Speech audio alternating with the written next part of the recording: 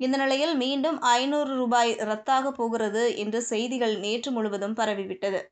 Digital பண பரிவர்த்தனையை ஊக்குவிக்கும் வகையில் ரிசர்வ் வங்கி இந்த முடிவு எடுத்துள்ளதாக இணையத்தில் செய்தி பரவியது.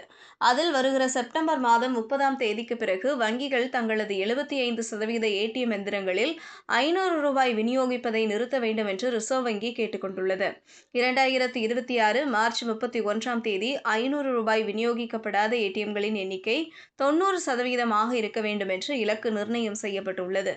ஏடிஎம் இயந்திரங்களில் ரூ. 200 மற்றும் ரூ. 100 மட்டும் விநியோகிக்கப்பட உள்ளதால் கையில் உள்ள ரூ. 500 நோட்டுகளை இப்போதிருந்தே பணமாக்கிக் கொள்ளுங்கள் என்று கூறப்பட்டிருந்தது.